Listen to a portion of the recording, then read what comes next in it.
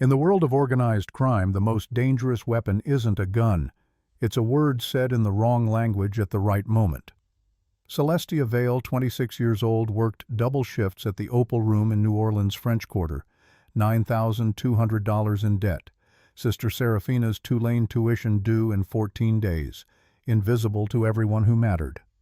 Then she spoke 7 words in an extinct Sicilian dialect to a Mafia boss seconds from executing her manager. 7 words her grandmother Odessa taught her in a shotgun house kitchen in the lower 9th Ward 20 years ago. Dante Corvo controlled 4 Louisiana crime families and $800 million in operations across the Gulf Coast.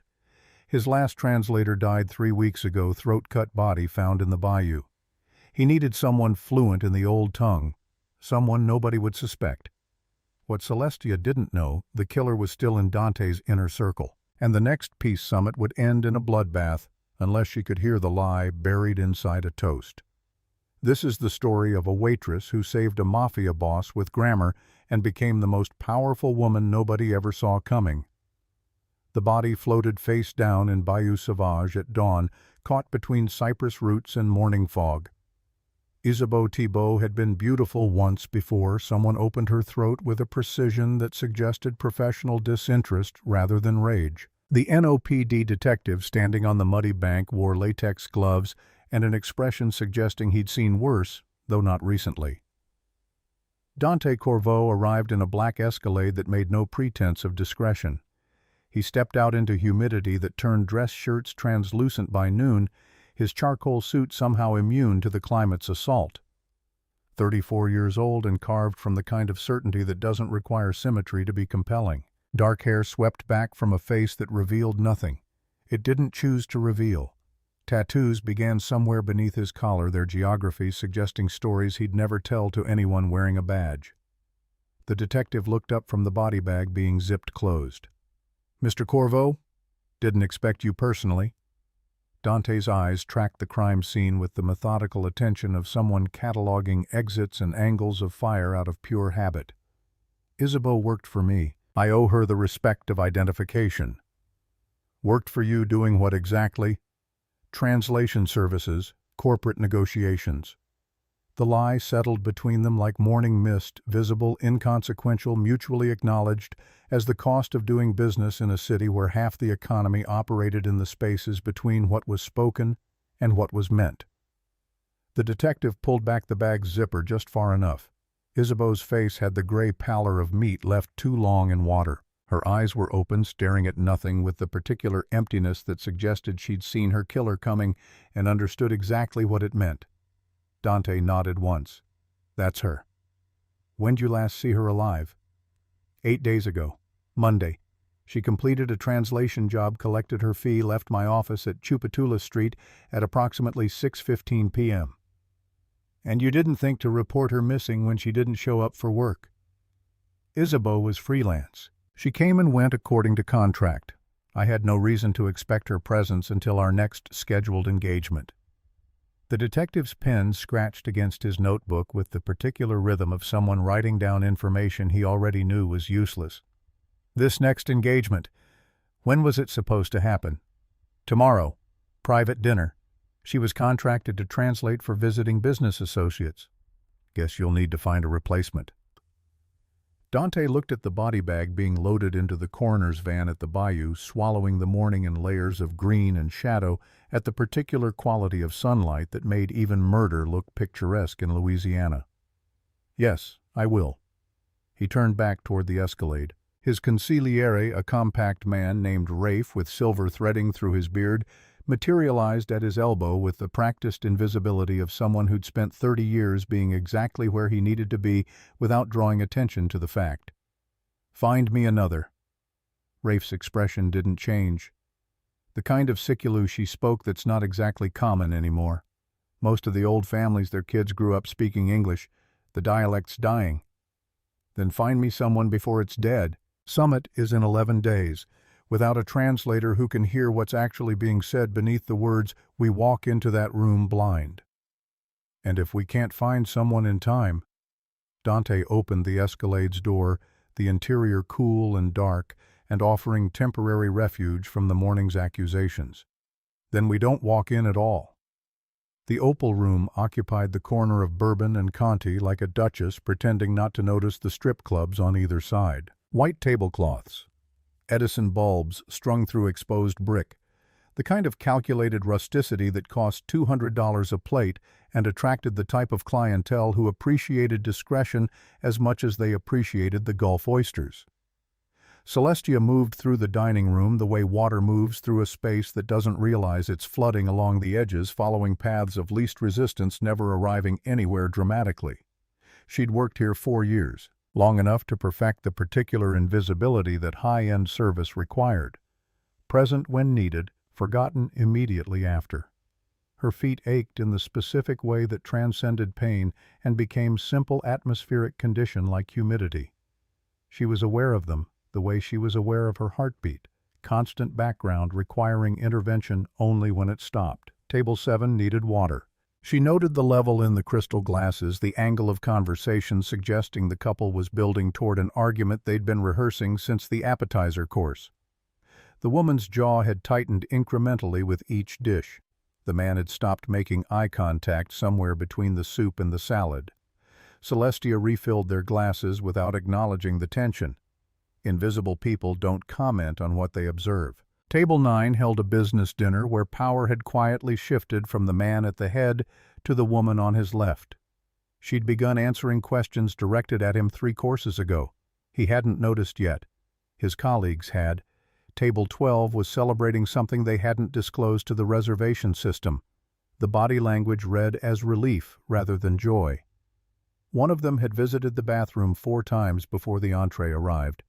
Celestia catalogued the information without examining why. Her grandmother had called it listening with your eyes, a habit formed young in a kitchen where the old woman communicated more through silence than speech.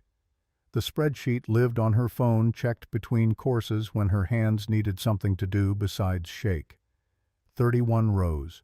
Serafina's tuition installment. October rent for the shotgun house they shared in the Marigny textbooks, utilities, the medical bills from their father's final month that insurance had declined to cover with bureaucratic politeness. A narrow column on the right labeled margin for error that had been functionally empty since August, $9,200. 14 days. The math hadn't improved since yesterday. Her phone buzzed against her hip. Serafina's name on the screen, followed by 3 words that landed like stones in standing water. I'm so sorry. Celestia stepped into the service corridor, the noise of the dining room compressing into white static behind the swinging door. She opened the attached image, an invoice from the Tulane bookstore. Advanced Architectural Theory Text Studio supplies the specific materials required for a senior thesis project that couldn't be substituted with cheaper alternatives. $473. The follow-up text arrived before Celestia could formulate a response. Professor says I can't start without them. I tried to find used copies. I'm sorry. I'm so sorry. Celestia's thumb hovered over the keyboard. She composed 3 different replies. The one that told Serafina not to apologize for needing an education, the one that lied about the money being fine, the one that admitted the margin for error had just become a margin for catastrophe and sent none of them. Instead, don't worry, I've got it covered. She returned the phone to her pocket and her face to the careful neutrality that made her forgettable. The dining room continued its symphony of silverware and subdued conversation. Nobody had noticed her absence. Nobody ever did. The floor manager appeared at her shoulder with the expression of a man who'd recently reconsidered his career trajectory. Celestia, Table 1. His voice carried the specific frequency of controlled panic, pitched low enough that the dining room wouldn't register alarm, but urgent enough that she understood this wasn't a request. What's wrong with Table 1? Nothing's wrong, just... He paused, recalibrating his approach. Private party. Very private. Don't look directly. Don't engage unless asked. If you're walking past, walk past normally. Don't adjust your route. Don't... Giovanni, what's at Table 1?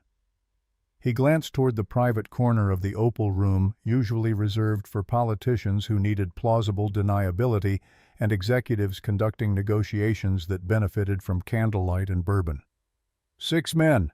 5 of them look like they're professionally violent. The 6th looks like he's professionally in charge of the other 5.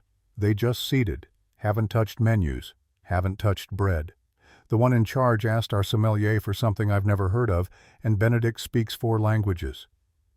Celestia looked. The private corner held 6 men arranged with the particular geometry of people who'd trained themselves to never fully turn their backs to a room. 5 were large in the way that suggests a professional relationship with physical confrontation, wide through the shoulders, economical with movement eyes that catalogued exits and potential threats with the autonomy of breathing. The 6th man was precise rather than large. Dark suit that moved with him like it had been constructed specifically for his particular stillness. Charcoal fabric that caught light without reflecting it. He sat at the table's center with the contained attention of someone who didn't repeat himself, didn't raise his voice, didn't need to do either, because rooms arranged themselves around his presence, whether he asked them to or not. He had not touched his menu, had not touched his water, was looking at Benedict the sommelier with the focused patience of someone waiting for the room to catch up to a decision he'd already made. Benedict stood beside the table with a bottle of wine that cost more than Celestia made in a week, speaking in the careful Italian he'd learned at a hospitality school in Tuscany, offering alternatives and vintage recommendations with increasing desperation. The man in the charcoal suit said something. Celestia couldn't hear it from the service corridor, but she could see its effect. Benedict's face drained to the color of unproofed dough. His assistant Marco, who had a degree in linguistics from Loyola and could discuss wine in French, Spanish, Italian, and Portuguese, opened his mouth and produced nothing resembling language. Giovanni's hand closed around Celestia's forearm. Walk past. Don't stop. Don't look. Just. She was already moving. Not because Giovanni had told her to, not because Table 1 needed water or bread or anything she was technically responsible for providing. She moved because something in the quality of silence radiating from that corner table had triggered recognition in a part of her brain that stored information from before she understood she was learning it. Summer kitchens, stone floors warm from afternoon sun, sauce simmering since morning. A woman stirring with the patience of someone who'd never once in her life been in a hurry. Nonna Odessa had not taught Celestia Sicalu Antico the way a language is taught. She'd simply spoken it constantly, fluently, without translation, and Celestia had absorbed it the way children absorb everything that surrounds them before they develop the ability to refuse. She hadn't spoken it aloud in 9 years. Not since the funeral.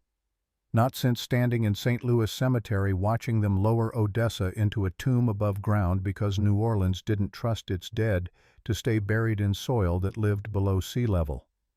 The words came out perfectly. 7 words. A clarification, really. A restatement of what the man in the charcoal suit had requested, addressed back to him in his own tongue with the specific inflection of the interior highlands that Odessa had carried from her mother and her mother's mother before that. A question folded inside a confirmation the way the dialect preferred. You're asking for your father's wine, not a substitute. The room didn't go quiet. The room had already been quiet. What changed was the quality of the silence. It shifted from the held-breath quiet of people anticipating violence to something older and stranger and harder to name. The kind of silence that falls when something is recognized that had been given up as lost. The man's hand stopped moving. It had been traveling Celestia registered with delayed clinical clarity toward the interior of his jacket. The hand simply ceased its trajectory, paused mid-motion, suspended like a sentence interrupted by an unexpected word. His head turned toward her in the slow, deliberate way of someone who'd trained himself never to move quickly in surprise, because quick movement in surprise is how men in his position make irreversible errors. He looked at her. Not the way he'd looked at Benedict.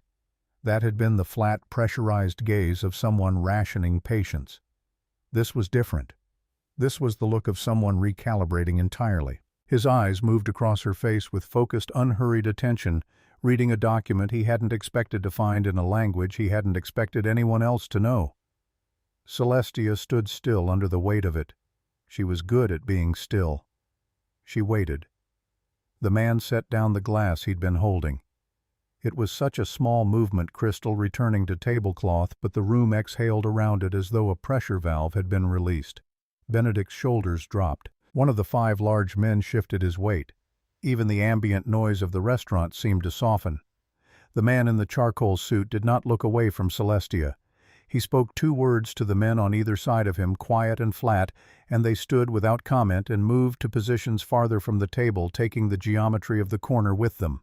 Then he looked at Benedict and Marco and Giovanni, who had materialized at the scene's edge with the expression of someone deeply regretting every decision that had led him here. He said something in the dialect that Celestia's mind translated before she could stop it. "Leave us, all of you, now." Giovanni opened his mouth.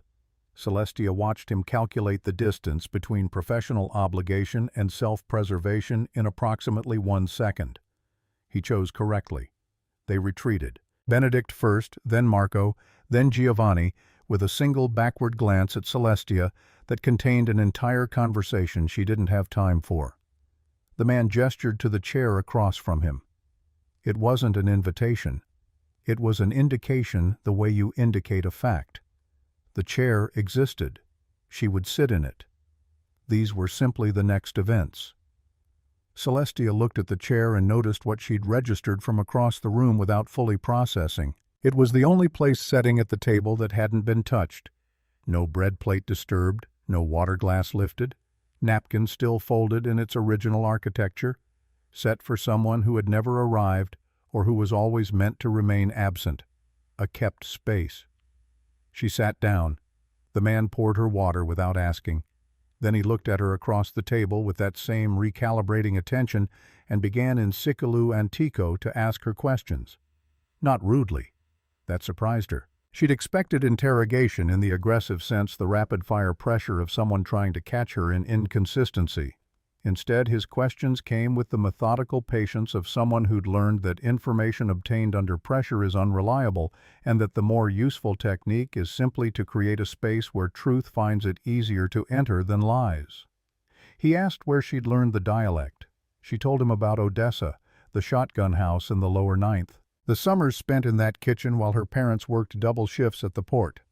How the old woman had spoken Sicily constantly, stubbornly, as though Italian and English were languages for people who'd forgotten who they were. He asked the address of the house. She told him. Something shifted fractionally in his expression, not warmth exactly, but acknowledgement, like a door opening inward by a single degree. He asked if anyone else at the restaurant spoke it. She said no. He accepted this without visible reaction. He asked what other languages she carried. She listed them: English, functional Italian from a community college course she'd abandoned when the tuition became untenable, enough French to navigate the quarter's tourist traffic, the dialect. He absorbed each one the way someone adds figures to a column. Then he asked something she hadn't anticipated. He asked about her sister. Celestia went still in the particular way she'd perfected over 4 years of staying invisible in rooms that required it. She had not mentioned Serafina, had not mentioned anything personal beyond Odessa and the house, had spoken perhaps 40 words total since sitting down. She asked in the dialect how he knew. He almost smiled. A woman who takes double shifts on a Thursday and still watches every table like it owes her something is not working for herself. Celestia looked at him across the white tablecloth, across the untouched place setting, across the particular silence of a language most of the world had already agreed to forget. Silence, Odessa had taught her, is not absence. At the right moment it becomes the most complete form of answer available. The man nodded slowly as though she'd confirmed something he'd already suspected. He reached for the wine bottle Benedict had abandoned, poured 2 glasses with the unconscious precision of someone who'd been pouring wine at tables like this since before he was old enough to drink it legally. He told her his name, Dante Corvo. The restaurant outside their corner was called the Opal Room, but the name people whispered in certain circles was different. He controlled interests across the Gulf Coast, shipping, construction, waste management, the industries that operated in the gray spaces between legal commerce and what the federal government preferred not to acknowledge as long as taxes got paid and bodies stayed buried. He told her what he was doing in New Orleans. 3 families from the interior parishes, 2 organizations from Houston, a week of meetings at locations she'd be informed of each morning. A restructuring of certain arrangements that had been generating friction. He used the word deliberately clinically for the better part of 3 years. The friction had recently produced consequences. 2 men in Baton Rouge, 1 in Biloxi. The kind of consequences that attracted federal attention and disrupted the ordinary commerce of everyone involved, which was bad for business. Bad for everyone's business. The problem, he explained, was language, not Italian. Everyone at these tables spoke Italian. Some spoke English. The problem was the layer beneath, the dialect negotiations, the coded register that certain of the older men dropped into when stakes became real, when they stopped performing and started meaning. His interpreter had suffered a sudden and specific unavailability 3 weeks ago. He said this without elaboration. Celestia did not ask for any. What he needed for 11 days was someone who could sit in a room and hear what was actually being said beneath what was being said. Someone whose presence would not register as threat. Someone the room would not remember. The figure he named solved every row on the spreadsheet with enough remaining to build the margin for error back to something that deserved the name. $17,000. Celestia's hands were flat on the tablecloth. The gesture meant something in the dialect, something about commitment and the space between decision and action. Dante looked at her hands with the recognition of someone who knew exactly what the gesture meant and what it did not mean yet. He refilled her water. Waited. The reasonable part of Celestia's mind, the part that had kept her alive and employed and functional for 26 years, began composing objections. The obvious ones about danger and legality, and the kind of people who needed translators for the words they didn't want anyone else to understand. The practical ones about Serafina and the house and what happened if she disappeared the way Isabeau Thibault had disappeared, throat-cut and floating in water that didn't care about intentions. But beneath the reasonable objections was something older. A memory of Odessa stirring sauce in afternoon light, speaking the old tongue with the casual authority of someone who'd never doubted its value. The way she'd looked at Celestia over the steam dark eyes, sharp and unapologetic, saying in Siculou, "The language is a key to doors people think are locked forever. You think you're learning words for cooking. You're learning how to hear what liars can't hide." Celestia had been 8, had not understood, had absorbed it anyway, the way children absorb everything. She understood now. She looked at Dante Corvo across the table. This man, whose last translator had been murdered, whose world operated according to rules that didn't appear in any community college textbook, who had somehow found her in a city of 300,000 people because her grandmother had once done exactly what he was asking her to do. "When do we start?" Dante's expression didn't change, but something in the quality of his stillness suggested satisfaction. "Tomorrow. 10 a.m. Arnaud's restaurant private room. Wear something you wouldn't wear to wait tables. You're not staff anymore." He stood. The 5 men materialized from their positions around the room with the synchronized efficiency of people who'd been waiting for exactly this signal. One of them placed an envelope on the table in front of Celestia. "First installment, 5,000. Remaining 12 on completion if the summit ends without additional friction." Celestia looked at the envelope. Did not touch it yet.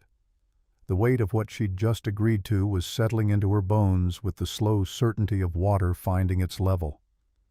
Dante paused at the edge of the corner, turned back. "One more thing.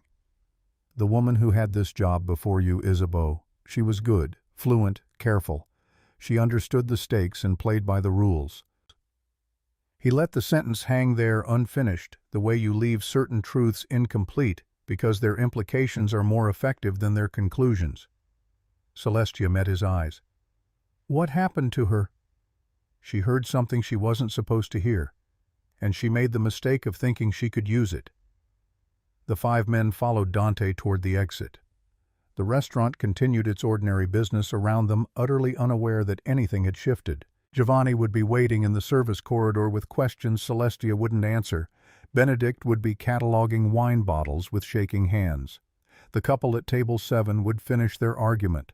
The woman at table 9 would consolidate her power.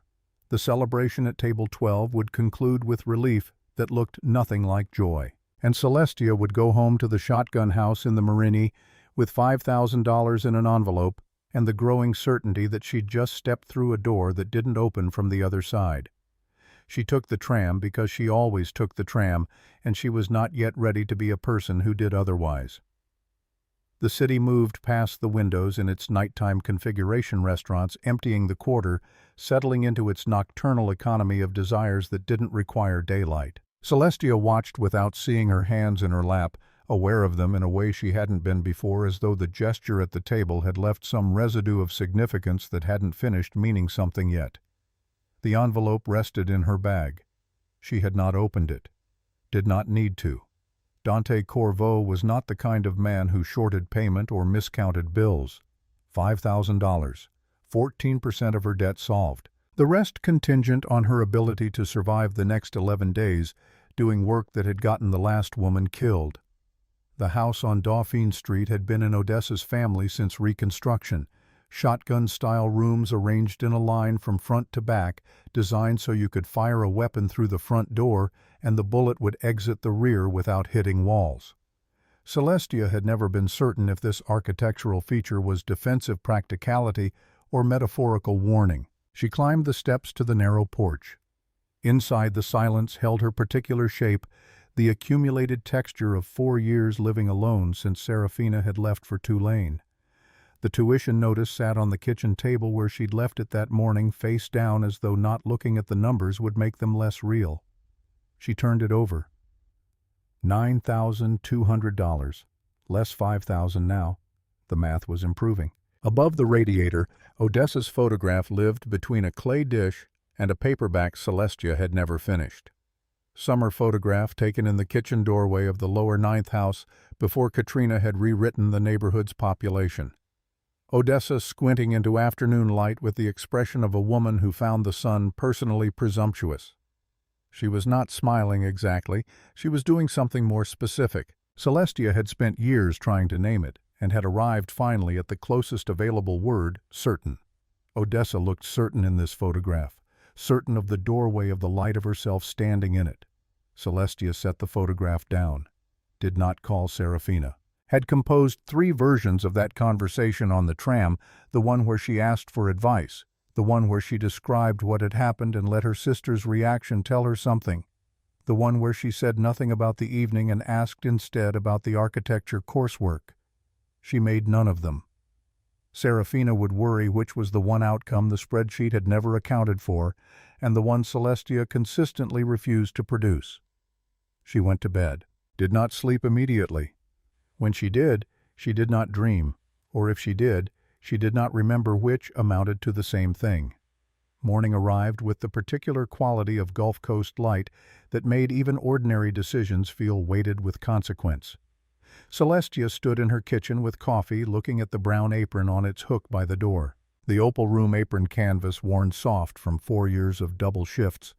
A small burn mark near the hem from a candle incident at table 5 last February. She left it on the hook, dressed differently than she would have for a shift, not dramatically, not in any way that announced itself, but with the quiet intention of someone who understands that what you wear into a room is the first thing the room knows about you. She walked the 14 blocks to Arnaud's restaurant because the morning was clear and she needed the time to prepare for whatever came next. The French Quarter woke slowly around her shopkeepers hosing down sidewalks, delivery trucks blocking streets with the casual arrogance of vehicles that knew they'd be gone before traffic became relevant. Arnaud's occupied its corner of Bienville Street with the unself-conscious authority of an establishment that had been serving French Creole cuisine since 1918 and had no intention of apologizing for outlasting prohibition, the Depression, Katrina, or any other inconvenience history had attempted. A man waited at the entrance. Not Dante, one of the 5 from last night, the one with silver threading his beard, compact and economical, who'd positioned himself with clear sight lines to both the street and the restaurant's interior. Celestia Vale, she nodded. Rafe Dominici, Mr. Corvo's consigliere. This way. He led her through the main dining room, empty at this hour tables set for lunch service that wouldn't begin for another 90 minutes, and up a narrow staircase to the second floor, a private room with windows overlooking the street. Long table already occupied by 12 men in various configurations of expensive suits and carefully maintained neutrality. Dante sat 3 chairs from the table's center, not at the head, not claiming dominance through position, simply present with the same contained stillness she'd seen last night. He looked up as she entered, gestured to the chair beside him without interrupting the conversation happening in Italian across the table. Celestia sat. Rafe positioned himself near the door with the other security 5 men total now distributed around the room's perimeter with the practiced invisibility of furniture that happened to be armed and attentive. The conversation continued in Italian. Careful, formal the Italian of official occasions and men performing reasonableness for an audience. Discussing shipping routes and territory boundaries with the rhythm of ritual everyone present had performed before. Celestia tracked it with a fraction of her attention and gave the rest to the layer beneath. It began within 10 minutes. One of the northern men, broad, silver-haired, projecting the particular confidence of someone who'd never seriously considered that a room might not be his, leaned to confer with his associate in a coastal Calabrian subdialect. Just a phrase, a casual aside clearly considered private. Celestia's ear caught it the way a tuning fork catches frequency. Not through effort. Through the simple fact of being pitched correctly. The phrase translated roughly as, "The route he's proposing cuts through Martinez territory. He knows this. He's testing whether we know." She noted it. Said nothing. Noted him. The meeting proceeded through its careful choreography. Coffee appeared. Nobody poured it for her. She didn't reach for it. Sat with her hands in her lap, listening. 20 minutes in one of the Sicilian delegation older man compact, unhurried with the manner of someone who'd outlived every prediction made about him, switched briefly into a Western interior dialect that shared significant architecture with Odessa's Siculu Antico. Enough that Celestia could follow it almost completely. He was telling his second that the Houston contingent's financial projections were deliberately understated, designed to justify a larger percentage of the proposed joint venture than their actual investment warranted. The second nodded, made notes, continued smiling at the Houston delegation with practiced warmth. 45 minutes. The silver-haired Calabrian again, this time discussing money in one dialect and discussing people in another. 2 different linguistic registers for 2 different kinds of truth. Celestia catalogued all of it. The divergences, the suppressions, the tells. Built a complete map of the room carried in the same interior architecture where she'd always stored what she observed. By the lunch interval, she knew which men were lying, which were being lied to, and which were performing ignorance while knowing exactly what was being hidden. Dante appeared at her side during the break, ostensibly refilling his own coffee. Didn't look at her. Said one word in Siculu Antico, quiet enough that it existed only in the 6 inches between them. Well, Celestia considered the room. Considered the silver-haired man who thought nobody could hear his Calabrian asides. Considered the Houston delegation's creative accounting. Considered the Sicilian elder who was gathering information while pretending not to understand English well enough to follow the formal presentations.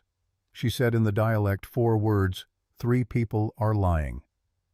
Dante moved away without responding, but she saw in the set of his shoulders as he crossed back to his position something that on this man constituted satisfaction. The meeting reconvened, proceeded through afternoon into early evening. At some point food appeared, oysters, shrimp bread that steamed when broken. Celestia ate without tasting her attention, locked on the layered conversations happening in 3 languages simultaneously. When it ended, the men filed out with handshakes and promises to reconvene tomorrow. Dante waited until the room emptied, except for Celestia and Rafe. "Tell me." She did. Named the Calabrian's deception about territorial knowledge.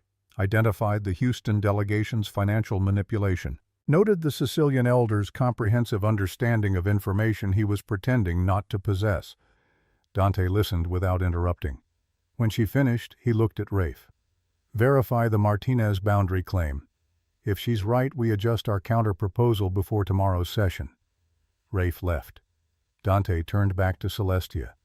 "The Sicilian elder, Don Petrocelli, what else did you hear from him? He's playing both sides, taking information from these meetings and feeding it to someone outside the negotiation. probably Chicago family based on the reference to northern arrangements and seasonal shipping patterns through the Great Lakes. Dante's expression didn't change, but something in the quality of his attention sharpened. You got all that from his dialect choices. The dialect tells you where someone's from. The way they use it tells you who they're talking to. Don Petrocelli switches registers when discussing certain topics, uses the formal Sicilian for official positions, drops into Agriento Highland patterns when he's being truthful, and uses a hybrid coastal interior mix when he's managing information for multiple audiences. That hybrid pattern is specific to families who maintained connections between Sicily and American operations during Prohibition. Chicago ran those routes. Dante was quiet for a long moment. Isabeau was good. She could identify lies and track territorial claims, but she couldn't do this. She heard the words. You hear the architecture. My grandmother said the language is a key, but it's not just about translation. It's about understanding that every choice someone makes about which words to use and how to use them is a choice about who they are and who they're trying to be. Dante walked to the window, looked down at Bienville Street, where evening was settling into the quarter's familiar rhythm of neon and music and commerce conducted in shadows. Tomorrow, same time, different location. I'll send a car at 9:30. Celestia stood. The money, the 5,000. What about it? I need to know what happens if I don't make it to day 11. Dante turned from the window. If you don't make it to day 11, the money goes to your sister. Full amount. 17,000. Tulane tuition gets paid, she finishes her degree. She never knows what you were doing to make it happen. The words landed with the weight of contract terms that had been considered long before this conversation. Celestia understood suddenly that Dante had planned for her potential death with the same methodical attention he planned everything else. The contingency was already established, the arrangements already made. How long have you been looking for me?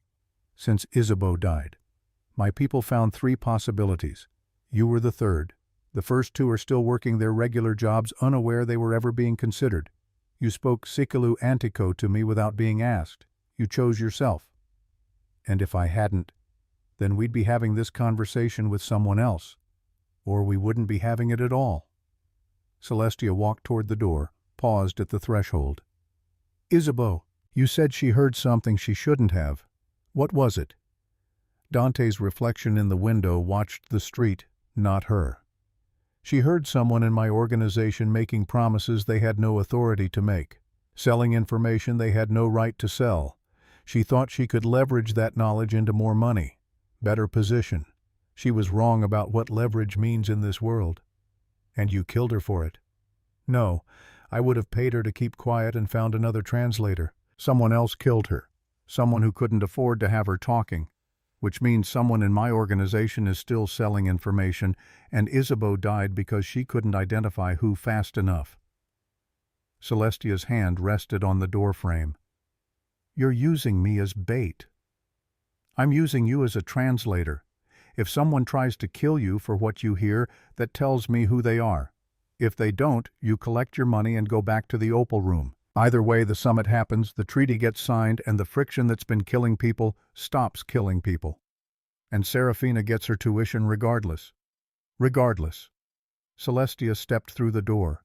Rafe waited in the hallway to escort her out. Behind her, Dante remained at the window, a silhouette against the evening light, watching New Orleans settle into darkness with the patient attention of someone who'd learned a long time ago that the most important information reveals itself in the spaces between what people choose to say and what they cannot help but mean. The shotgun house felt different when Celestia returned that night. Not physically altered. Same narrow rooms arranged like train cars, same water-stained ceiling in the kitchen, same brass doorknob that stuck in humid weather. But the space had changed shape around the knowledge that she now carried $17,000 worth of obligation and exactly 10 days to survive collecting it. She didn't call Serafina, composed the conversation 3 times in her mind while standing under the shower's weak pressure, letting water the temperature of blood run over shoulders that ached from 6 hours of sitting motionless while men negotiated the price of peace in 3 languages simultaneously. The version where she told the truth. The version where she lied convincingly. The version where she said nothing about money and asked instead about the architecture thesis, the studio hours, whether her sister was eating anything besides the cafeteria's approximation of food, made none of them. Instead, she opened her laptop on the kitchen table and typed Isabeau Thibault Obituary New Orleans into the search bar. The results loaded with the casual efficiency of algorithms that didn't understand they were cataloging someone's last translation from living to dead. The Times-Picayune had given her 4 paragraphs. Isabeau Marie Thibault, 31, found deceased April 14th in Bayou Sauvage. Survived by her mother Claire, her cousin Margot, several aunts and uncles who'd apparently been important enough to list by name, but not important enough to warrant explanation. Services held at St. Louis Cathedral, in lieu of flowers donations to the New Orleans Women's Shelter. No mention of how she'd died. No speculation about why. The obituary performed its function with the mechanical discretion of text that had been edited by someone who understood which details attracted unwanted attention. Celestia clicked through to the archived news coverage. 3 articles progressively shorter as the story lost its purchase on public interest. The first had run the day after discovery, body found in Bayou police investigating, with enough vague language about ongoing inquiries to suggest the NOPD knew exactly what kind of investigation this was and had already decided how much effort it deserved. The second article, 5 days later, noted that the victim had worked as a freelance translator. No mention of her clients, no interviews with employers. Just the sterile notation that she'd been found with her throat cut and her purse missing, as though robbery had been the motive and the precision of the wound was irrelevant detail. The third article, 2 weeks after the body surfaced, announced that the investigation remained open, but had produced no viable leads. Anyone with information was encouraged to contact Crime Stoppers. Translation: Isabeau Thibault's murder would join the city's extensive catalog of violence that got filed under unsolved, because solving it would require asking questions that made powerful people uncomfortable.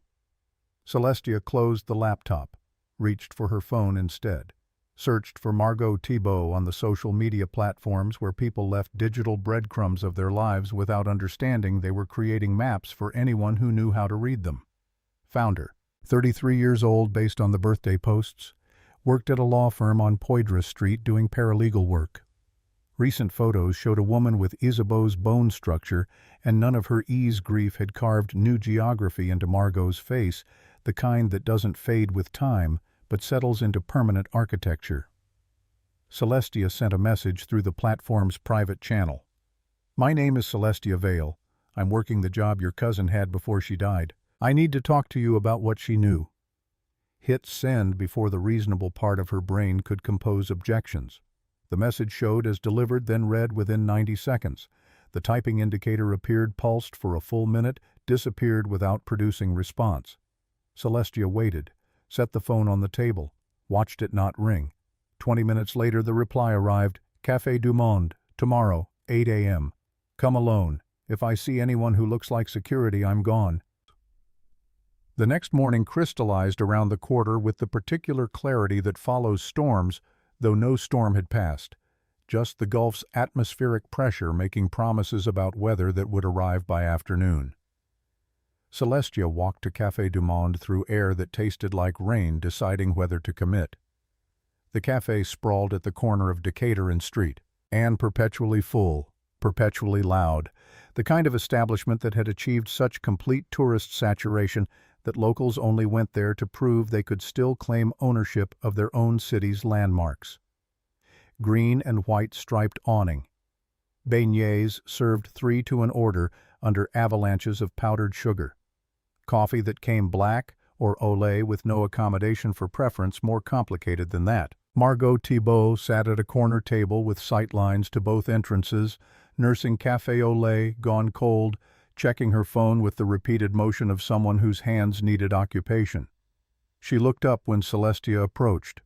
Brown eyes tracked her path, cataloging, measuring, looking for the tells that would indicate threat or deception or whatever other dangers paralegal work had taught her to recognize. Celestia sat without asking permission, ordered beignets she had no intention of eating, and coffee that arrived in a cup the size of a soup bowl. Neither of them spoke until the server left. Margot broke first. "You don't look like someone who translates for mobsters." "What do I look like?" "My cousin. Before she started working for Dante Corvo. Before she figured out that being good at your job in that world just makes you more valuable dead than alive." The words carried weight that suggested they'd been rehearsed, refined through repetition until they achieved the particular sharpness that comes from grief hardening into anger. Celestia let the silence hold for a moment before responding. "Isabeau found something. Evidence of someone selling information. She tried to leverage it. That's what got her killed." Margot's laugh contained no humor whatsoever. "Is that what Dante told you? That Isabeau got greedy? That she overplayed her hand?" She leaned forward, voice dropping to the register people use when they need to be heard but not overheard. "Isabeau was terrified for 2 weeks before she died, calling me at midnight saying she'd made copies, hidden them, left instructions about where to find them if anything happened. She wasn't trying to get rich. She was trying to stay alive long enough to get out." "Out of what?" "Out of the job. Out of New Orleans. She had a teaching position lined up at a university in Oregon starting fall semester. Italian department. Legitimate work. Far enough from Louisiana that whatever she knew wouldn't matter anymore." Celestia absorbed this recalibration. The story Dante had told Translator gets greedy, pays the price had the convenient simplicity of narratives designed to discourage questions. This version had the complicated texture of truth. The copies, the evidence. "Where are they?" Margot pulled something from her purse. Small leather journal worn at the edges, the kind sold in bookstores that catered to people who still believed in the romance of handwriting. Set it on the table between them with the delicate precision of someone handling explosives. "She left this with me 3 days before she died. Said if anything happened, give it to the police. But after she turned up in the bayou with her throat cut and the investigation went nowhere in 48 hours, I realized the police either couldn't help or wouldn't. So I kept it, waiting for someone who could."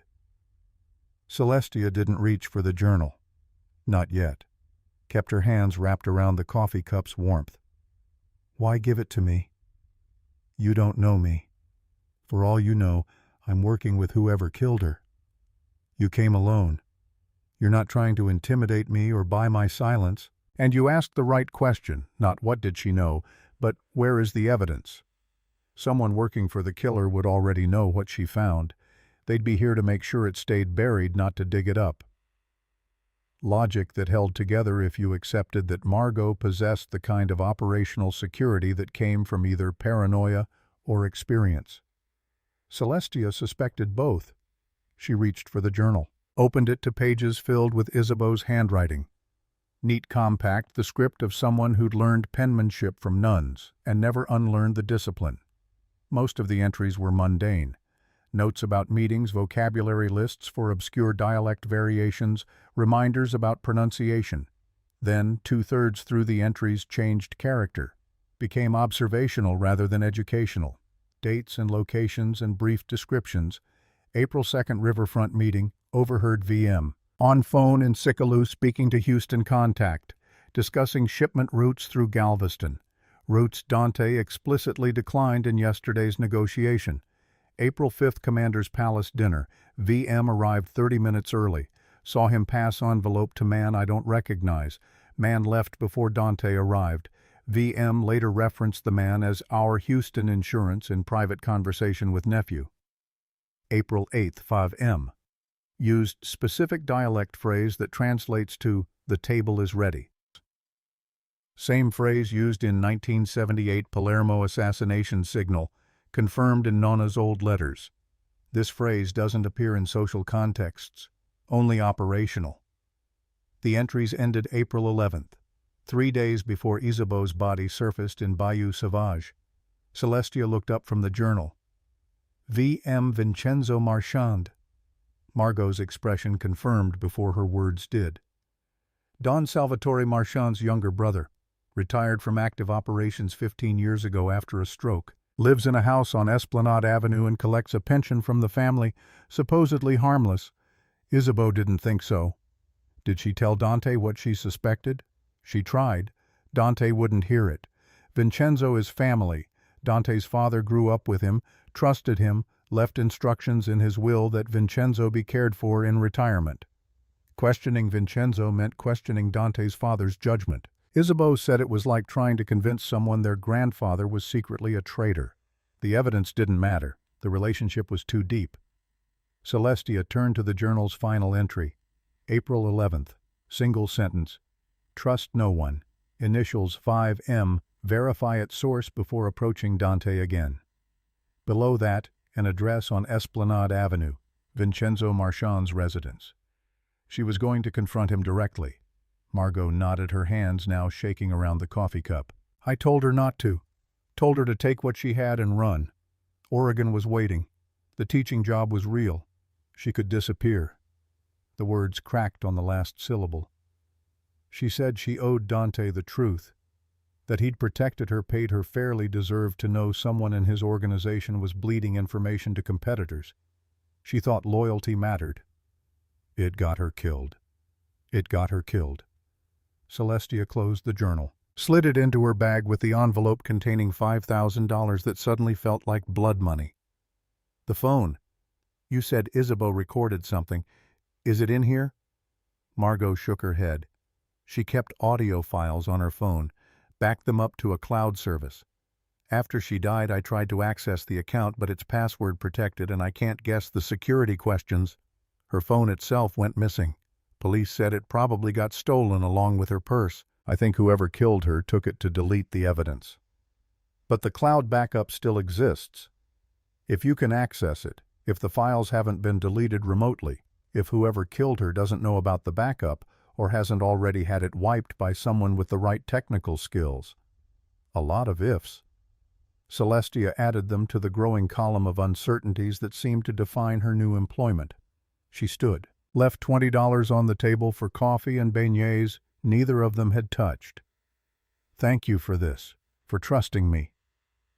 Margot looked up at her with eyes that had seen one family member buried and weren't particularly interested in attending another funeral.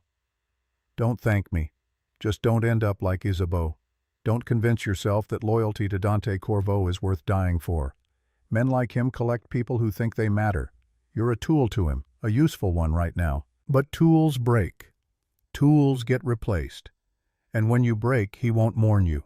He'll just find the next translator who speaks the language nobody else remembers.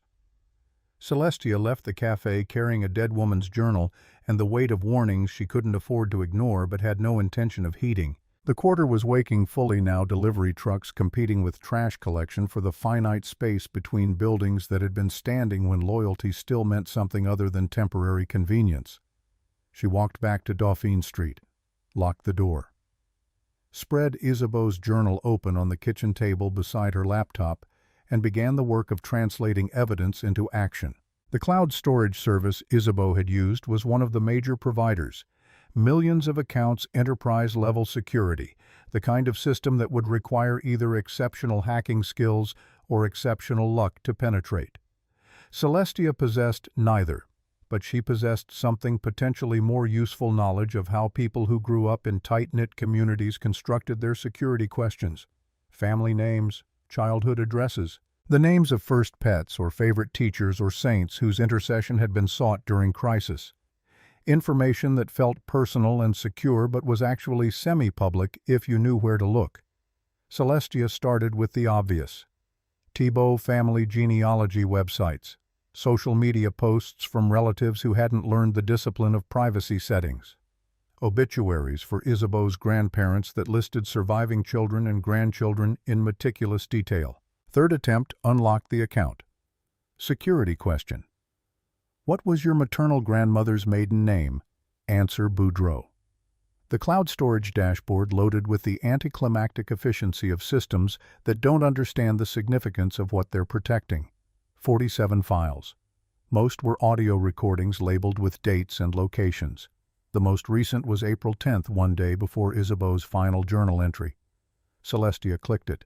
The file played through her laptop's speakers with the compressed quality of phone recordings made in environments not designed for acoustic clarity. Background noise first. Traffic. Voices at a distance. Then closer, Isabeau's breathing, the rustle of fabric suggesting the phone was in a pocket or purse microphone, muffled but functional. Then voices. Two men speaking in the Sicalu Antico that Celestia's ear recognized before her conscious mind translated. One voice old, graveled, carrying the particular hoarseness that comes from years of smoking or shouting, or both. The other, younger, deferential, the tone of someone addressing authority. The old voice belonged to Vincenzo Marchand. Celestia knew this with the certainty that comes from hours spent listening to dialect variations, learning to identify not just what people said, but how the shape of their mouth and the rhythm of their breathing created the unique signature of their speech. Vincenzo was saying, "The Houston families are prepared to move on our signal. Summit is scheduled for the 17th. Dante thinks he's negotiating peace. What he's actually doing is gathering everyone in one location where they can be managed simultaneously." The younger voice, Celestia didn't recognize it, which meant it wasn't someone from Dante's inner circle, responded, "And Don Salvatore, your brother. My brother is old, sentimental. He thinks family legacy matters more than operational efficiency. After the summit, he'll understand that the organization needs younger leadership. Leadership that understands the future belongs to those willing to make difficult choices." The nephew, Niccolo. He's positioned. He'll give the signal. 3 toasts, using the old phrase. He doesn't know what it means. Thinks it's just traditional blessing. By the time he understands he was the trigger, the room will already be in motion. The recording continued for another 90 seconds. Details about which Houston operators would be positioned where, what the signal protocol entailed, how the aftermath would be managed to look like spontaneous violence rather than coordinated execution. Then, Isabeau's voice, barely audible, "I have to stop this." The recording ended. Celestia sat in the silence that followed, understanding now why Isabeau had died. She hadn't just discovered evidence of betrayal. She'd recorded a confession of conspiracy to commit mass murder. Vincenzo Marchand wasn't selling information for money. He was orchestrating a coup designed to eliminate both his brother and Dante, installing his nephew as puppet leadership, while Houston families absorbed Louisiana territory. The summit was in 9 days. Celestia's phone vibrated against the table. Text from unknown number. "Car arrives 9:30, Commander's Palace. Wear something that doesn't wrinkle. Dante." Today's meeting.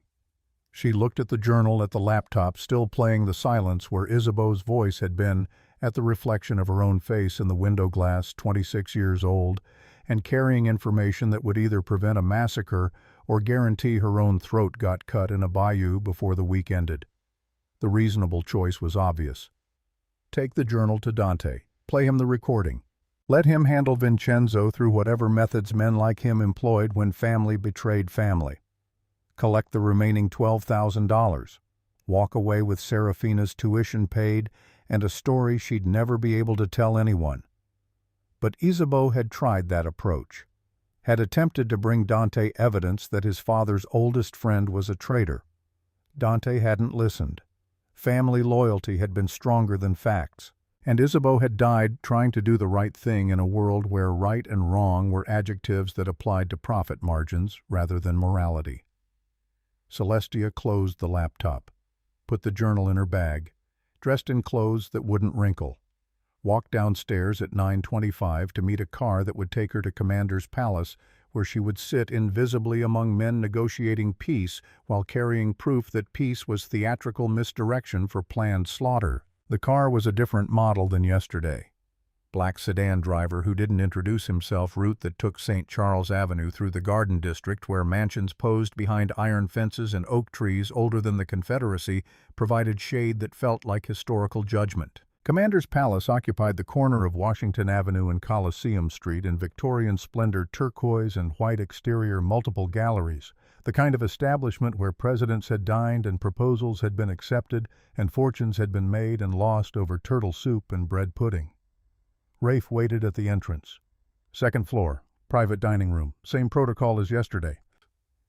He led her through the main restaurant lunch service in full execution waitstaff, moving with the choreographed precision of people who understood that timing was the difference between excellence and disaster, up the curved staircase to a room that held 14 men this time instead of 12. Dante sat in the same position as yesterday, 3 chairs from center, not claiming dominance, simply present. The 2 new faces belonged to Houston. Celestia identified them before they spoke based purely on how they held themselves, the loose confidence of people operating in territory they considered already conquered, just waiting for the formalities to conclude. She took her position beside Dante, folded her hands, became furniture. The meeting proceeded through its established rhythm. Italian on the surface, dialect underneath. Men performing negotiation while the real communication happened in the coded registers that only certain ears could parse. Celestia tracked all of it, built her map, noted who lied and who didn't, who understood what was actually being discussed and who was being deliberately kept ignorant. But mostly she watched for Vincenzo Marchand. He wasn't present. Retired, supposedly, living on pension and memories. No reason for him to attend working sessions. Don Salvatore Marchand sat at the table's head, 71 years old, and solid white hair combed back from a face that had the weathered quality of someone who'd spent decades outdoors before wealth moved him inside. His nephew Niccolo sat 3 chairs down, 30 years old and handsome in the particular way that suggested excellent genes and expensive grooming. Niccolo was nervous. Celestia saw it in how he checked his phone, in the way his fingers drummed against the table's edge, in the fact that he'd touched his water glass 6 times without drinking. A man waiting for something. A man given instructions he didn't fully understand but feared the consequences of failing to execute. The meeting broke for lunch.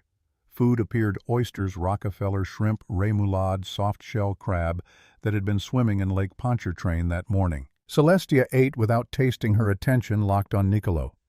He made a phone call, stepped out to the gallery, voice low, body language suggesting anxiety rather than conspiracy. Celestia couldn't hear the conversation but could read its shape: questions being asked, reassurance being sought, instructions being confirmed. When he returned, his jaw was set with the particular determination of someone who decided commitment was easier than doubt. The afternoon session resumed. Discussions about profit-sharing arrangements, territory boundaries, dispute resolution protocols. The architecture of peace built in careful increments by men who understood that the failure to maintain it would be expensive for everyone. 3 hours in Niccolo cleared his throat. Before we conclude today, I'd like to offer a traditional blessing, something my Uncle Vincenzo taught me, old Sicilian custom for sealing agreements. The room's energy shifted fractionally. Men who'd been half attentive suddenly focused. Don Salvatore smiled with grandfatherly pride. Dante's expression didn't change, but Celestia felt him go still beside her in the way that suggested every nerve had just gone active. Niccolo raised his water glass, spoke in Siculo Antico. "May the table hold what the day has taken." Standard blessing, the kind passed through families like silverware. Benediction, invocation of restoration and peace. Except the vowel in the 4th word was wrong, subtle. A native speaker might not catch it. Someone who'd learned the dialect academically would hear it as regional variation. But someone who'd grown up with Odessa, who'd absorbed the language before understanding language itself, was something that could be learned, heard it clearly. The closed vowel, the shift from open sound to compressed, the transformation that changed restoration to readiness. The table is ready. Niccolo repeated it. 2nd time, same vowel shift. Around the table, the older men, the ones whose grandmothers had spoken this dialect, who'd absorbed it the same way Celestia had, went very still. They'd heard it too, heard the signal that didn't belong in peace negotiations, heard the echo of Palermo 1978 when those exact words had preceded coordinated assassination during a treaty dinner. Niccolo said it a 3rd time, 3 repetitions, confirmation of receipt. The protocol Isabeau had documented. Celestia's hand moved without conscious decision, reached for the water pitcher on the table, lifting it with the practiced ease of someone who'd spent 4 years performing invisible service. leaned across the white linen to refill Dante's glass, the movement bringing her within 6 inches of his ear. She spoke 7 words in Sicalu Antico so quietly they existed only in the register between whisper and breath. Niccolo just gave the readiness signal. 3 repetitions. Protocol confirmed. She straightened, set the pitcher down, returned to her chair. Dante's expression didn't change. Not a flicker, not a recalibration. His face remained exactly as it had been, composed, attentive, the face of a man enjoying productive negotiation. Only his hand moved. Found the tablecloth in the same way Celestia's had found it at the Opal Room. Flat, deliberate. The physical acknowledgement of information received and being processed. 3 seconds passed. Perhaps 4. Then Dante smiled. Warm, unhurried, carrying the specific quality of someone who'd just arrived at a pleasant decision. He addressed Don Salvatore across the table. The evening has been exceptional. The progress we've made today deserves proper acknowledgement. I've arranged for us to continue this discussion at a different venue tonight, somewhere with better acoustics for the kind of candor that good wine and good faith deserve. He was already standing as he said it, which meant everyone else was standing too, because that's how it works when the man who called the meeting decides it's time to leave. The room rose, jackets retrieved. Don Salvatore embraced Dante with what appeared to be genuine affection, speaking about looking forward to the continuation. Niccolo stood at his uncle's side, confusion beginning to crack through the determination on his face. The Houston delegation moved toward the exit with the others, their body language suggesting they'd expected something different from this session. Expected conclusion rather than adjournment. Dante's security distributed themselves through the room's geography, herding the departure with practiced efficiency. Rafe positioned himself near Celestia, close enough that his presence communicated protection without the vulgarity of making it obvious. They filed out, down the curved staircase, through the main dining room where lunch service continued in oblivious normalcy, out onto Washington Avenue where the afternoon had delivered on its morning's threat, rain falling in sheets that turned the street into a river and the Garden District into a watercolor running at the edges. Cars waited. Different vehicles then had delivered them. Dante's hand on Celestia's elbow guided her toward the lead sedan. She got in. He followed. Rafe took the front passenger seat. The driver pulled into traffic without asking destination. Dante didn't speak for 3 blocks. Just looked at the rain transforming New Orleans into something liquid and uncertain, his reflection in the window as still as his physical body. Finally, "How certain are you?" Celestia kept her voice level, factual, the tone of someone reporting observations rather than making accusations. "Completely." The vowel shift was deliberate. The 3 repetitions followed the 1978 Palermo Protocol. Niccolo was given that phrase by someone who knows its historical significance. He doesn't understand what he said, but someone taught him to say it exactly that way, at exactly that moment. Someone. She reached into her bag, pulled out Isabeau's journal, set it on the seat between them. Vincenzo Marchand, your father's oldest friend, Don Salvatore's younger brother. He's been selling information to Houston for months, planning to use the summit as cover for simultaneous elimination of leadership. Installing Niccolo as puppet while Houston absorbs Louisiana territory. Dante looked at the journal without touching it. Isabeau's. Her cousin gave it to me this morning, along with access to audio recordings Isabeau made before she died. Vincenzo discussing the plan in detail, using the exact phrase Niccolo just repeated. Isabeau tried to bring you this evidence, you didn't listen. Family loyalty was stronger than facts. She died trying to warn you. The silence that followed had weight, had texture, had the particular quality of air before lightning decides where to strike. Dante picked up the journal, opened it, read through Isabeau's entries with the methodical attention of someone processing information that was rearranging his understanding of reality. When he finished, he looked at Rafe. Verify Vincenzo's location. I want to know where he is right now, who he's spoken to in the last 48 hours, and what his schedule looks like for the next 9 days. Rafe made calls, quiet conversations in the front seat while rain drummed against the roof and the city slid past in blurred motion. Dante turned to Celestia. The recordings. Can you access them?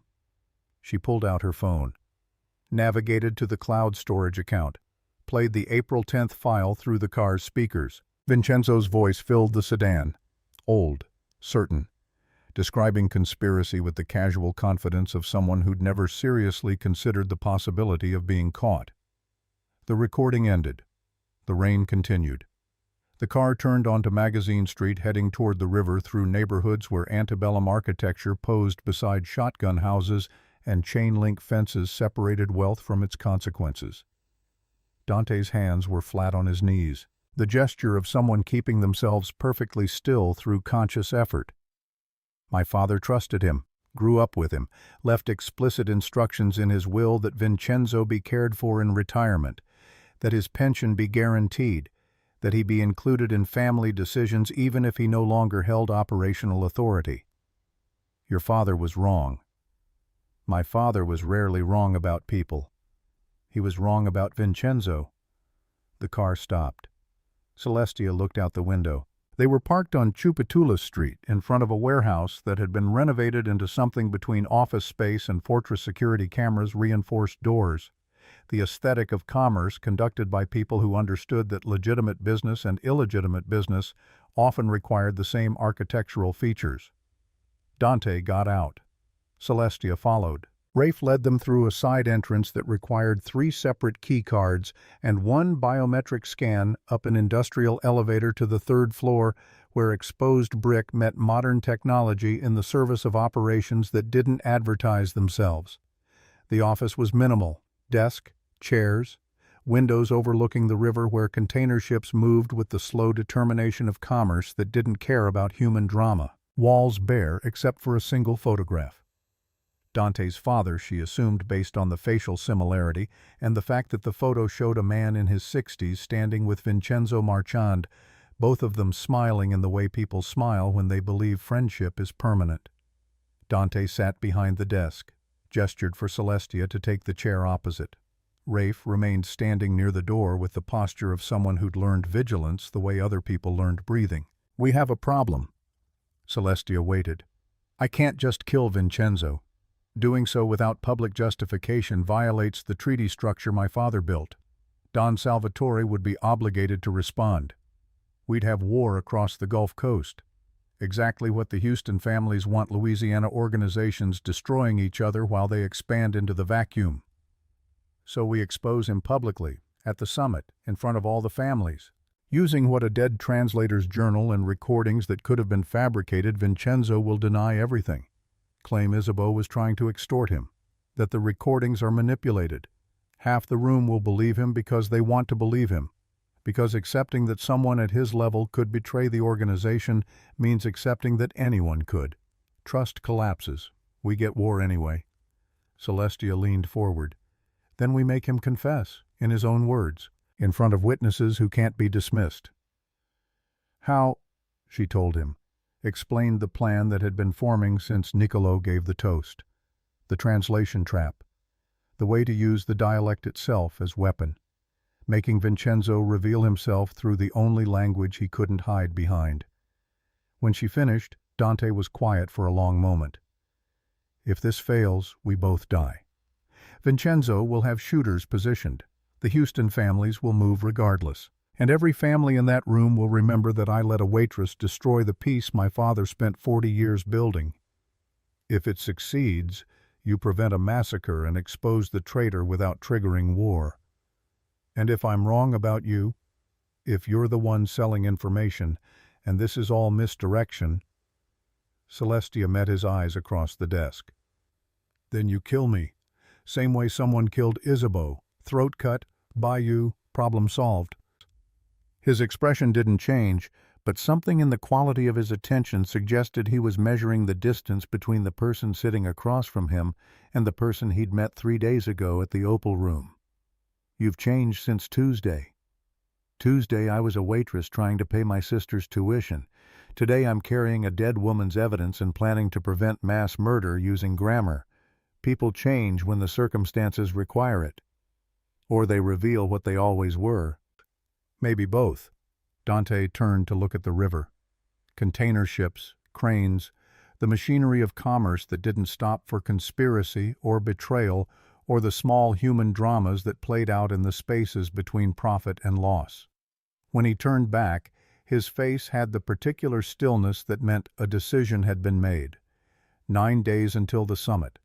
I'll arrange the venue. You'll sit where you've been sitting. When Vincenzo speaks, and he will speak, he won't be able to resist the moment you'll translate his Italian correctly for the room. But when he drops into Sicalo Antico for what he thinks are private remarks, you'll translate his confession instead of his words, making him admit in the old tongue what he'd never say in English. The old guard dons will hear both versions. They'll know what he actually said versus what I claim he said. Exactly. And when they realize he's confessing to conspiracy in a language he thinks protects him, they'll understand the betrayal is real, not fabricated, not misinterpreted, his own words condemning him. Celestia nodded. And if Vincenzo has a counter-move, if he's planned for this, then we improvise, or we die. Those are the only two options once we commit. He stood, extended his hand across the desk.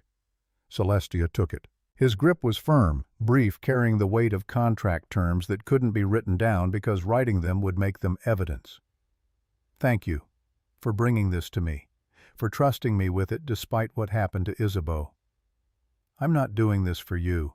I'm doing it because $17,000 won't matter if I'm dead, and I'd prefer to collect payment rather than become the second translator who knew too much. Dante almost smiled. Honest. I appreciate that more than you realize. He released her hand, nodded to Rafe. Take her home, secure perimeter. Nobody gets close to her between now and the summit without my explicit authorization. Celestia left the office carrying Isabeau's journal and the knowledge that she'd just committed to a plan that would either save her life or guarantee its violent conclusion. The rain had stopped. The city emerged from the storm looking cleaned rather than cleansed, the difference being that dirt washes off but stains require different treatment. The drive back to Dauphine Street took 17 minutes. Rafe walked her to the door, posted one of Dante's men on the corner with sight lines to both approaches, made it clear through tone and posture that her safety was now operational priority. Inside the shotgun house, Celestia locked the door, made coffee, sat at the kitchen table with her phone and the crushing awareness that she had 9 days to either master a performance that would convince 7 crime families of a truth they didn't want to believe or die trying. She called Serafina. Her sister answered on the second ring voice, bright with the particular optimism of 22-year-olds who still believed architecture could save the world. Hey, I was just going to text you. Professor loved the thesis proposal. Said it showed real promise. Celestia closed her eyes, listened to her sister's happiness, let it fill the space where fear had been accumulating. That's wonderful. I'm proud of you. Are you okay? You sound tired. Long shifts, but I picked up some extra work. Good money. Should have the tuition covered by next week. You don't have to do that. I can take out more loans. You're not taking out more loans. Focus on the thesis. Let me handle the money. Silence on the line. Then, quietly, I love you.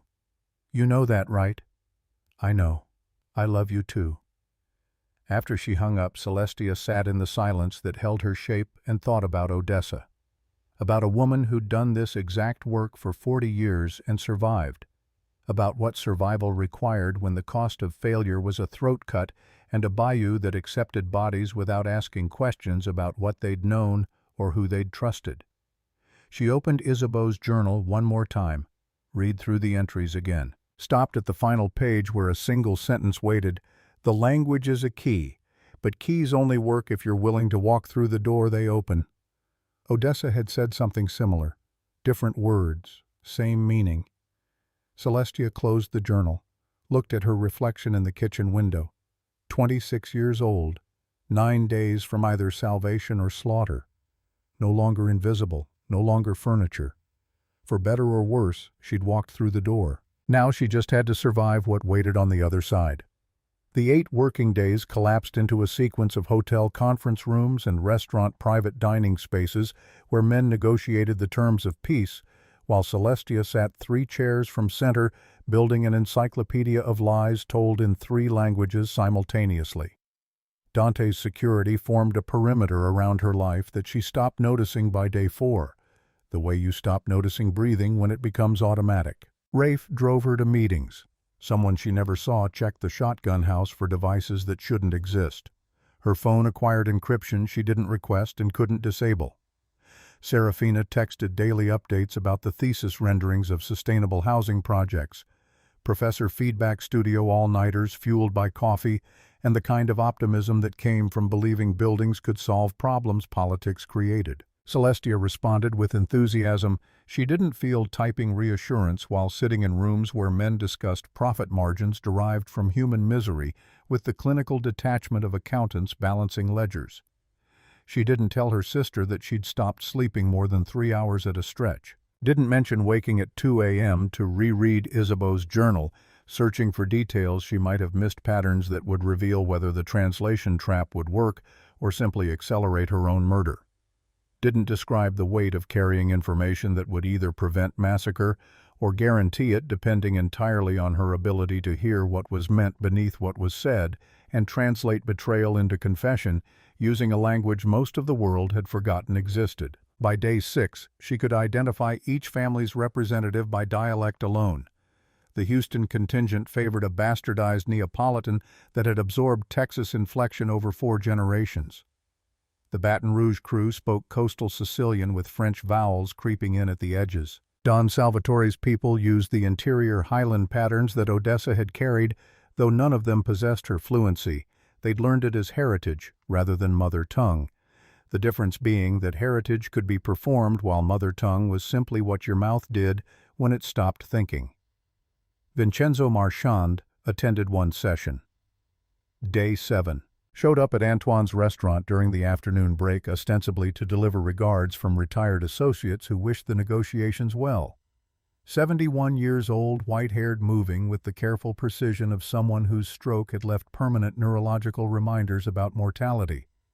He smiled at Don Salvatore with grandfatherly warmth, shook hands with the Houston delegation like they were distant acquaintances rather than co-conspirators, spoke to Dante about his father's legacy with the kind of affection that would have been touching if Celestia hadn't spent a week listening to recordings of this same man planning to murder everyone in the room. He glanced at Celestia once. Brief assessment. The way you glance at furniture to confirm it's still performing its function. She kept her face blank, her posture unremarkable, her hands folded in her lap like someone whose thoughts were elsewhere and irrelevant. When he left, she watched him go. Tracked his movement through the dining room out onto St. Louis Street, where afternoon sun turned the quarter's architecture into something that belonged in paintings rather than postcards. He walked without hurry, a man who believed his plans were proceeding exactly as designed. Dante appeared at her shoulder after Vincenzo's departure, voice pitched low. Tomorrow, the summit. Antoine Restaurant's 3rd-floor private room, 7 families, 43 men total. Vincenzo will attend as Marchand family elder. Niccolo will be there. The Houston delegation's bringing their full operational leadership. Positioning. You'll sit where you've been sitting, 3 chairs from my position. Vincenzo will be at the opposite end near Don Salvatore. Geography matters. When he speaks in Siculu Antico, he needs to believe you can't hear him clearly, that he's having a private conversation with his brother across table noise and ambient sound. But the old guard dons will hear him. They'll hear both versions, what he actually says in the dialect versus what you claim he said in English. When those versions don't match, they'll pay attention. And when they realize he's confessing to conspiracy in a language he thinks protects him, the room will turn. Celestia's hands stayed folded, steady, giving away nothing about the fact that her heart was attempting to exit her chest through her throat. And if they don't believe me, if Vincenzo convinces them I'm mistranslating deliberately, then we have approximately 15 seconds before the Houston shooters open fire, and this becomes the bloodiest night in New Orleans history since the Axeman killings. He walked away before she could formulate response, left her sitting in Antoine's elegant dining room with the remainder of the afternoon session to survive, and the crushing awareness that tomorrow she would either prevent mass murder using grammar or become another body that the Bayou accepted without asking questions. That night she couldn't stay in the shotgun house. The walls felt too close, the silence too heavy with the accumulated weight of decisions that couldn't be unmade. She walked instead, through the Marini into the quarter past Jackson Square, where artists packed up their easels and tarot readers folded their tables and the cathedral stood witness to the city's nightly transformation from tourist destination to something older and less interested in performing for cameras. She ended up at Café du Monde, ordered beignets and coffee, sat at a table facing Decatur Street where tourists stumbled past in various states of intoxication and locals moved with the practiced efficiency of people navigating a city they knew better than the maps claimed. Her phone buzzed. Text from Margot. Heard through the paralegal network that something big is scheduled for tomorrow. Multiple families, high level. Please tell me you're not walking into what Isabeau walked into. Celestia stared at the message, composed 3 different responses, sent none of them. Instead she called Serafina. Her sister answered immediately, background noise suggesting she was still in the architecture studio at 9 p.m. on a Friday. Hey, is everything okay? You never call this late? Everything's fine. Just wanted to hear your voice. Silence on the line. Then carefully, You're scaring me. What's wrong? Nothing's wrong. I picked up that extra work I mentioned. It finishes tomorrow. After that, tuition's covered. Everything's handled. The work, is it safe? Celestia looked at the coffee going cold in front of her, at the powdered sugar she hadn't touched at the city, continuing its ordinary business while she prepared to walk into a room where 43 men would negotiate peace or war, and her translation would determine which. Safe enough? That's not an answer. It's the only answer I have right now. Another silence. Longer. Then Serafina's voice came back different. Younger, smaller, the tone she'd used at 14 when their mother died, and the world stopped making sense. Promise me you'll be careful. Promise me you'll come home. I promise. She ended the call before her sister could hear the lie.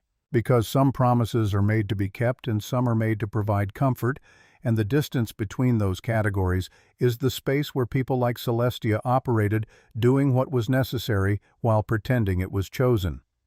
She walked back to Dauphine Street through streets that smelled like rain and garbage and the particular sweetness of jasmine that grew in courtyards tourists never saw. Rafe's security detail tracked her from a respectful distance. She let them. Being protected was easier than arguing about whether protection mattered when the real danger would arrive tomorrow in a third-floor dining room where men who believed in loyalty would discover what loyalty cost when someone they trusted had been selling them to competitors for months. Inside the shotgun house, she laid out clothes for tomorrow. Simple dress. Dark. The kind that didn't attract attention but suggested competence. She'd learned the uniform during 4 years at the Opal Room, how to be present without being remembered, how to occupy space without claiming it. Except tomorrow wouldn't be performance. Tomorrow would be warfare conducted through language, and the only weapon she possessed was the ability to hear what liars couldn't hide. She slept 4 hours. Woke at 5, made coffee, read through Isabeau's journal one final time, then burned it page by page in the kitchen sink, watching words dissolve into ash because evidence that could save her could also be used to kill her. The recording remained backed up in the cloud. Insurance. Leverage. The kind of information that only mattered if she survived to use it. Rafe arrived at 8:30. Drove her through morning traffic to Antoine Restaurant, where staff were already preparing for the summit tables arranged in a specific configuration that had been approved by all 7 families, seating assignments negotiated with the delicate precision of diplomats arranging nuclear disarmament talks.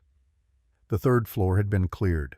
No other reservations, no civilian presence. Just 43 men and Celestia, who technically counted as civilian, but had stopped feeling like one somewhere around day 3 when she'd realized that translating for criminals made you complicit in their crimes, regardless of whether you pulled triggers yourself. The room filled gradually. Each family's delegation arriving with synchronized timing that suggested coordination, which meant someone had been managing schedules to prevent any group from arriving early enough to claim territorial advantage through presence. Dante entered with his 5-man security detail at exactly 10 a.m. took his position 3 chairs from center on the north side of the long table. Celestia sat beside him. Let her face go blank and her posture relax into practiced stillness. Don Salvatore arrived 10 minutes later with the Marchand delegation. His nephew Niccolo moved with the nervous energy of someone who'd been given instructions and feared failing to execute them correctly. Behind them, walking with the careful economy of movement that came from relearning balance after neurological trauma, came Vincenzo Marchand. He took his seat at the table's opposite end, near his brother, far enough from Celestia that ambient noise and distance would make eavesdropping difficult for anyone who didn't possess ears trained by a grandmother who'd used this exact dialect to survive 4 decades of translating for men who killed people who disappointed them. The Houston delegation filed in. 6 men, operational leadership for Louisiana expansion. They'd dressed for negotiation but moved like people who expected violence, the specific alertness that came from knowing shooters were positioned and waiting for signal. The room settled. Coffee appeared. Pastries nobody touched.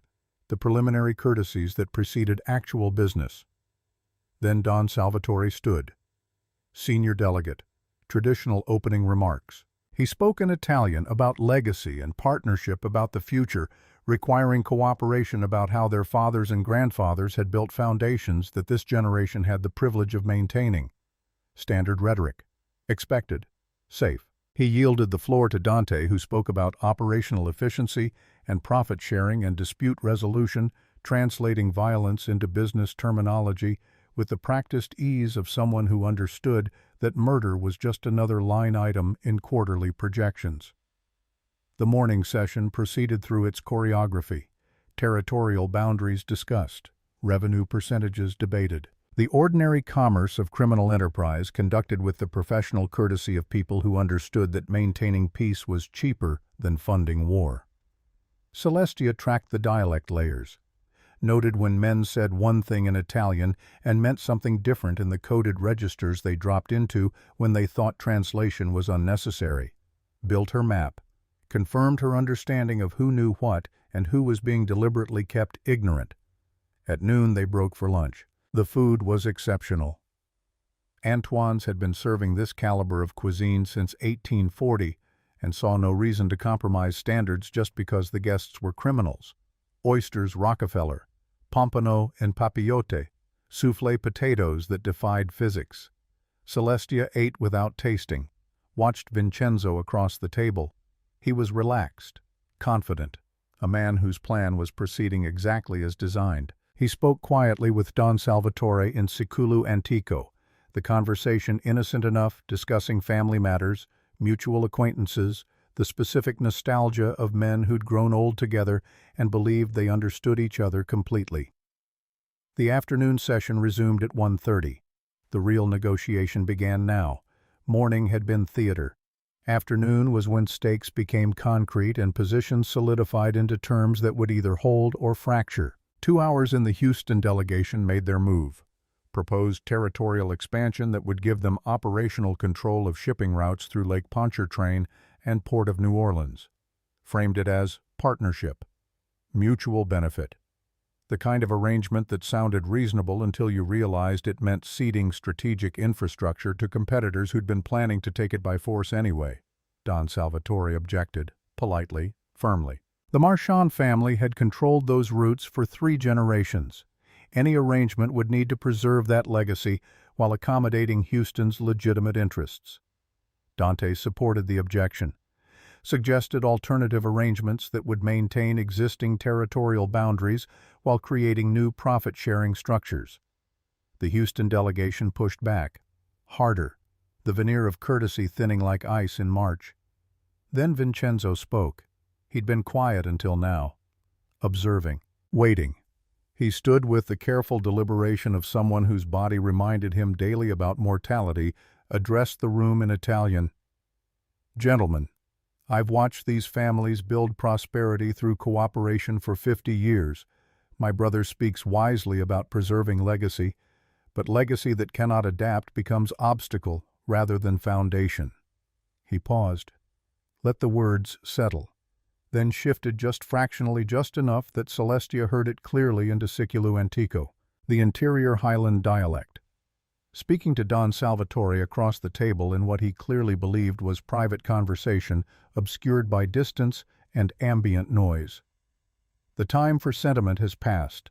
The organization requires younger leadership that understands operational efficiency over family loyalty. What I've arranged with Houston serves everyone's interests except those too old to adapt. Celestia heard both versions. The Italian praising cooperation. The Siculu Antico describing betrayal. Her hands stayed folded. Her face stayed blank. Inside, every nerve fired with the awareness that this was the moment. The confession delivered in a language Vincenzo thought protected him. She translated for the room. Not what he'd said in Italian that had been clear enough. What he'd said in Siculu Antico. My brother speaks wisely about preserving what our fathers built, but I've spent months discussing with Houston how best to honor that legacy by ensuring younger leadership takes control, even if that requires removing those who cannot see the future clearly. The translation hit the room like voltage. Several things happened simultaneously. The old guard dons, the ones who spoke Siculu Antico fluently, who'd heard both Vincenzo's actual words and Celestia's translation, went rigid with the specific stillness that precedes violence. Don Salvatore's face drained to the color of bone. He'd heard what his brother actually said, heard the betrayal in their shared language, heard confession wrapped in dialect that was supposed to be safe. Vincenzo's expression shifted from confidence to confusion to dawning horror as he realized what had just happened, that his private remark had been translated publicly, that his conspiracy had been exposed through the very language he'd trusted to conceal it. The Houston delegation's hands moved toward weapons, not drawn yet, just positioned, waiting for signal or chaos, whichever arrived first. Dante stood, voice calm, cutting through the room's sudden tension with the authority of someone who'd prepared for exactly this contingency. Before anyone moves, before anyone acts, I have evidence. He nodded to Rafe, who produced a tablet, queued up the audio file from Isabeau's cloud storage. Vincenzo's voice filled the room, old certain, describing conspiracy in detail. The Houston coordination, the plan to eliminate both Dante and Don Salvatore, the nephew positioned as puppet, the exact protocol they'd been following. The recording played for 90 seconds. Nobody interrupted. Nobody moved. When it ended, the silence had texture, had weight, had the particular quality of air when everyone simultaneously understands that violence is inevitable, but nobody wants to be first to commit it. Don Salvatore stood slowly, looked at his brother across the table. When he spoke, his voice carried the specific grief that comes from betrayal by someone you'd loved. How long, Vincenzo? How long have you been selling us to Houston? Vincenzo's mouth opened, closed. He looked at the Houston delegation like they might provide rescue. They looked back with the flat neutrality of people who'd just watched their conspiracy explode and were rapidly recalculating whether salvage was possible or if exit was the only option. Don Salvatore tried again, this time in Siculu Antico. Our father left you in my care, asked me to provide for you in retirement, honor you as family, and you repay this by planning my murder. Vincenzo's composure cracked. He responded in the same dialect, the words tumbling out with the desperate velocity of someone trying to justify the unjustifiable. You were weak, sentimental. The organization needed strength. Leadership that understood the future belongs to those willing to make necessary decisions. I did what our father would have done if he'd lived to see you compromise everything he built. Don Salvatore looked at Dante. Something passed between them. Understanding, permission. The transfer of authority that happens when one generation acknowledges the next must handle what they cannot. Dante addressed the room in English, making sure every delegation understood. The Marchand family has my complete support in however they choose to address this betrayal. The treaty stands. The territorial arrangements we've negotiated this week remain valid. But Vincenzo Marchand no longer speaks for any family represented here. He turned to the Houston delegation. Your operational leadership coordinated with a traitor to destabilize Louisiana families and seize territory through violence disguised as spontaneous conflict. You have one choice. Leave the Gulf Coast entirely. Withdraw all operations by end of month. Or we bring this evidence to federal authorities and let them dismantle your organization while we watch." The Houston men looked at each other, performing calculation, weighing options, realizing that the recording plus testimony from multiple families would bring RICO charges that would end careers and lives with equal efficiency. Their senior delegate stood, "We'll be gone by the 30th. They filed out. 6 men who'd arrived expecting to absorb Louisiana territory, leaving with nothing except the knowledge that their conspiracy had been exposed by a waitress who spoke a dead language better than they understood their own ambitions. The room exhaled. Energy shifted from imminent violence to something that resembled ordinary tension. Men who'd been reaching for weapons returned hands to tables. Security details relaxed fractionally. Don Salvatore looked at his nephew Niccolo, who'd gone pale with the understanding that he'd been used. "You gave the signal. 3 toasts. The old phrase." Niccolo's voice shook. "Uncle Vincenzo taught it to me. Said it was traditional blessing, that it would honor our family's heritage. I didn't know. I swear I didn't know what it meant." Don Salvatore studied him. Measured truth versus deception in the way men who'd survived 50 years in this world learned to measure such things. "You'll learn now what it means to be used, what it costs to trust the wrong people. Consider it education." He turned back to Vincenzo. "You have until midnight to leave New Orleans. After that, you're not family. You're not retired. You're nothing. And if you ever return to Louisiana, nobody will need to kill you. You'll simply disappear. The way traitors disappear when families remember what loyalty actually means." Vincenzo stood, looked at his brother with something that might have been regret or might have been anger at getting caught. The distinction didn't matter. He walked toward the door. Nobody stopped him. Nobody helped him. He left the room alone, a man who'd traded 50 years of family for a conspiracy that had collapsed in 90 seconds because he'd underestimated a translator who could hear what he thought was hidden. After he left, the summit continued. Men who'd been seconds from killing each other returned to negotiating profit margins and territorial boundaries with the professional courtesy of people who understood that business was business and personal betrayal was simply another obstacle to overcome. Celestia sat through it all, translated the remaining sessions, heard the lies and the truths and the spaces between where most of the actual communication happened. When the summit concluded at 6 p.m., the treaty had been signed. Peace had been established. The Gulf Coast would remain stable through at least another quarter. She'd prevented massacre using grammar, had survived the exact trap that killed Isabeau, had walked through the door, Odessa's language opened, and emerged on the other side alive. Dante found her afterward. The room had emptied except for his security detail and the restaurant staff beginning cleanup. He held an envelope, thicker than the first one. Final payment.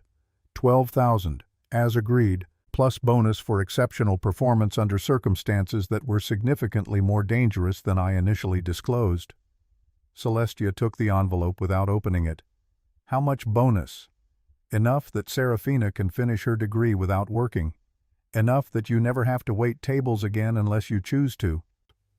She looked at him across the empty room where 43 men had nearly killed each other before dialect and evidence had redirected the violence. "What happens now? Now you go home, live your life, forget this week happened, or don't forget, but understand that forgetting is safer."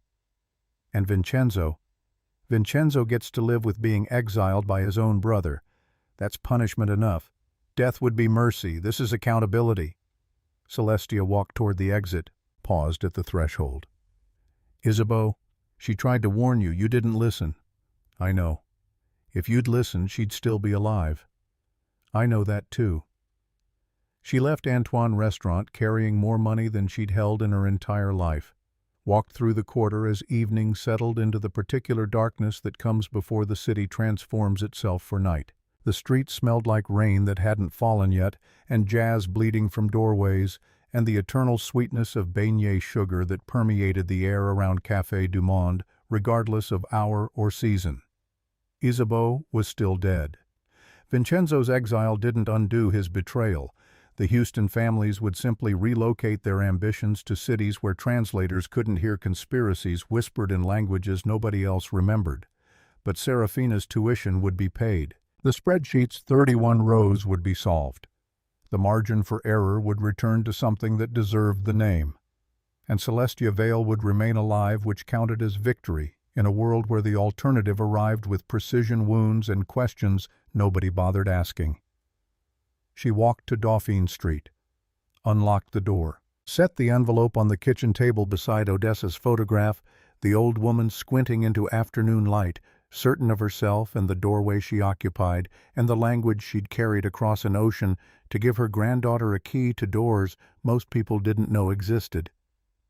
Celestia looked at the photograph for a long time. Then she opened the envelope, counted the bills, $17,000 total, exactly as promised. She picked up her phone, opened the banking app, transferred the full tuition payment to Tulane, watched the balance update, watched 4 years of double shifts and careful calculations resolve into a single transaction that meant Serafina could finish her degree without the weight that had been crushing Celestia since their parents died. Her phone buzzed immediately. "Serafina, did you just pay my tuition, all of it?" Celestia typed back. "Told you I had it covered. Focus on your thesis. Make something beautiful." She set the phone down, looked around the shotgun house that had been Odessa's and was now hers and would someday belong to someone else who needed a place to wait until the doors opened. Tomorrow she would figure out what came next, whether to return to the Opal Room or find different work, or use what she'd learned this week to build something new from the language Odessa had given her. But tonight she would sit in the silence that held her shape and understand that she'd survived what Isabeau hadn't, had heard the lies and translated them into truth and walked away alive. She'd been invisible for 4 years, furniture in rooms that didn't deserve the quality of her attention, not anymore. She'd walked through the door that language opened, had become what Odessa always knew she would become, not invisible, not furniture, essential, by choice, on her terms, alive. The city outside continued its eternal work commerce and music, and the particular alchemy that turned violence into history and history into stories nobody could prove but everyone believed. And in a shotgun house on Dauphine Street, a woman who'd saved 43 men from their own conspiracy sat with her grandmother's photograph and the money that proved some promises could be kept even when keeping them required walking into rooms where the wrong translation could have ended with her floating in water that accepted bodies without judgment. She'd survived. That was enough. For now, that was everything.